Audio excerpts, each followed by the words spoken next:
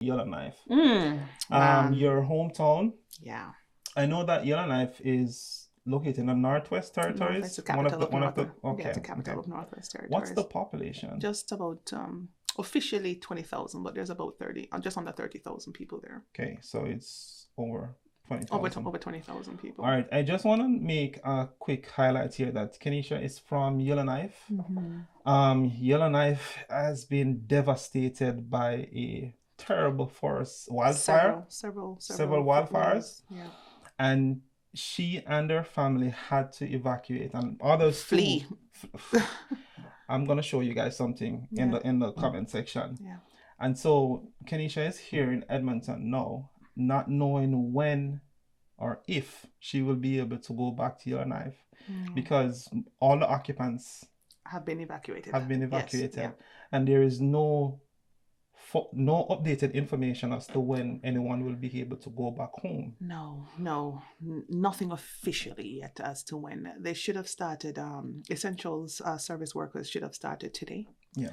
But then there was something off the highway and they had to halt that movement. So we're here potentially for another week or 2 or 3 or 4. And I know that persons that are listening might not even know No. about what's happening in Yellowknife. And Yeah. so I know that this is going to be tough, Yeah. Ken, but I'm going to ask you if you could just, how it all started. Like, what exactly happened? You were at home one day, you saw, walk us through that event.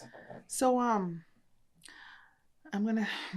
I don't have my dates all right because it's, oh my God, things happen so quickly, as well as I took things for granted for quite a while. I mean, I saw the smoke, but we'll be fine, that kind of mentality. Yeah. But in July, I had just returned from Florida and I brought my mom up to visit us in Yellowknife. And the smoke was just so thick. Yeah. But I kept saying to myself, and I'm getting sick while this is happening. I'm coughing, and people are telling me to stay home and put on your N95 mask. But I'm still saying we're fine because I knew that there are forest fires in all the other smaller communities. But Yellowknife being the capital, I took for granted that we'd be safe enough, that the powers that be would do whatever it took to keep the fires at bay. And that's such a privileged and a selfish way to have thought about the situation, but that is exactly what I thought. So actually my husband had visited Hay River. That's where we have our house and the restaurant, which is about 4 or 5 hours drive from Yellowknife. Okay. South. It's in the South Slave. Okay. So he went to Hay River to because the 2 chefs that we had sponsored just help them settle in on some training and whatever is needed. And then while he's there in the middle of the night, he gets, I guess, an alarm goes off in the community. And Hay River is pretty small, just about under 4,000 people.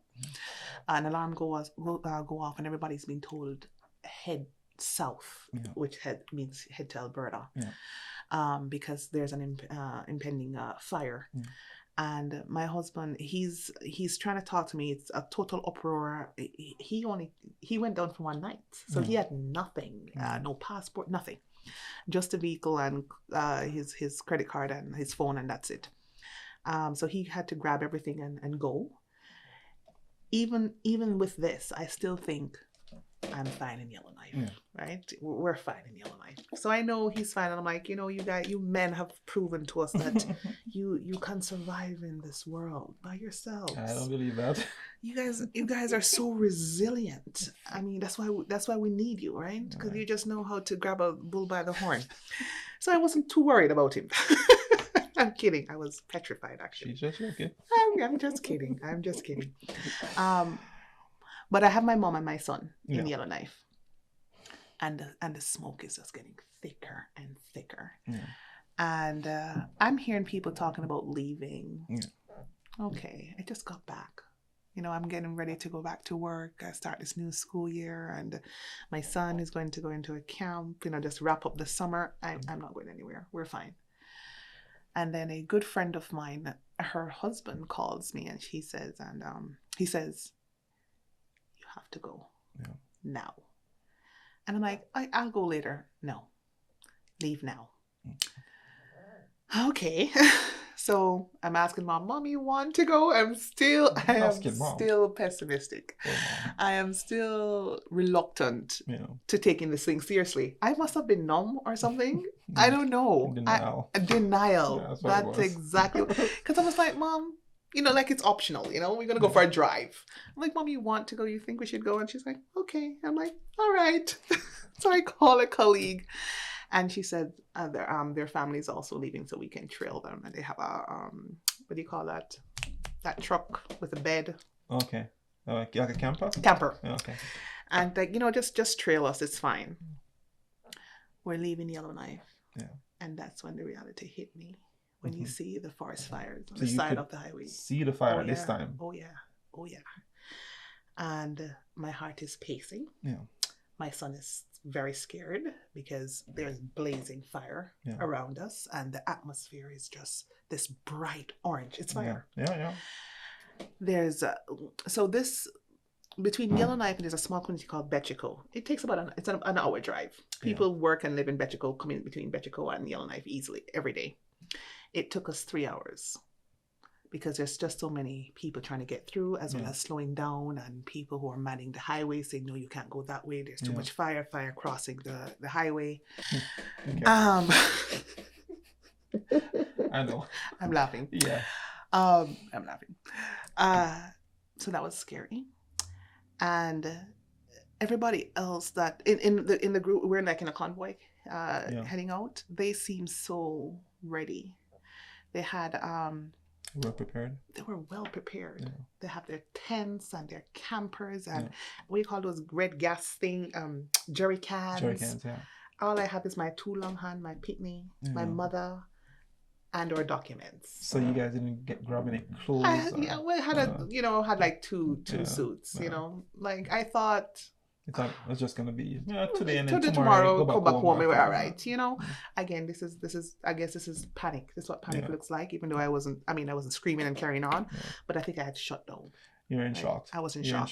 Yeah, because I like I said, I brought my 2 long hands and my family. We got to the gas station. I need to fill up. That gas station line was about 2 kilometers long. Gosh. Like no joke. Everybody was out. Yeah. And I waited for 3 hours for gas. Bear in mind that I have people waiting on me, all these people who are well prepared and they knew what was happening, and they waited on me. And I tell you, when I talk about friendships and relationships and making sure that you have the right people in your corner, people who are not valuable and you don't bring some kind of value to that relationship, they're going to leave you a long time, right? You're not worthwhile. They waited. Yeah. They stuck around and said, Kenesha, we will not leave you behind. So shout out to my St. Patrick colleagues, St. Pat's. I call it St. Patrick High School, Yellowknife. Yeah, I love them. I love them. So they took care of us. Yeah. We slept on the ground that night, but that's all right. And it took us about 3 days to get to Edmonton. And you see this band on my hand. Mm-hmm. This is to say that I am a refugee in your community. It's from the Edmonton Expo to say that I'm an evacuee, and we get access to certain services, breakfast for some people, and I get to, there's certain resources that I can bring my son to the zoo and stuff, and if I show them this, So you guys are being taken care of. The government has done a fairly good job in making sure that we are accommodated. So we're at the hotel, we're downtown. Yeah. I mean, I haven't had a home-cooked meal in a while, outside of when I visited my husband's friends here. Yeah. But we're safe. We're safe. I just want to highlight that there's a donation site. Yeah. It's called the United Way and Northwest Territories. They're accepting donations for... And Red Cross too. And Red Cross also. It's a reason why I'm even here with you right now. So anyone who wants to contribute... Thank you. Yeah. For those family... Yeah. I'm sure they will really appreciate it. Yeah. Just wanted to highlight that. Absolutely. Because there are some families that are really destitute. Even coming down here, I can't imagine those who couldn't afford to come, what they did. Or for the first week, we had to financially foot that bill. Yeah. How other families did it. It's rough on many. And if it's rough on us, I can't imagine those in others. Yes. Is this something that happens every year though? Like no. Wildfires? Oh, no. Oh, no. I mean... Sure. There's some form. The intensity might be... never like this. This is unprecedented. Right across Canada, not just Northwest Territories. And I think globally, something is happening. Oh, yeah. We saw what's happened in Hawaii Yeah. and what's happening down in the U.S. with the flooding and the hurricanes. So the world is kind of turned upside down right now It in is. terms of climate. The summer has never been this hot. Hot, yes. I've never Look at me, I experienced a sweat. summer like this in Edmonton Yeah, or Canada yeah. overall. Sure, sure. So the world is changing, It man, and is, I it just hope is. that we're mindful of these things. So if you're a smoker, Yes. do not throw that cigarette butt on the ground. And we take it for granted, and I know many people who smoke, and we just toss it. Yeah. That's one of the biggest problems that's happening. And fires have been easily caused by just someone smoking. Just that. Throughout the Having a barbecue and thinking that it's fine, but all it takes is a little flint and it starts. Yeah. Kenisha,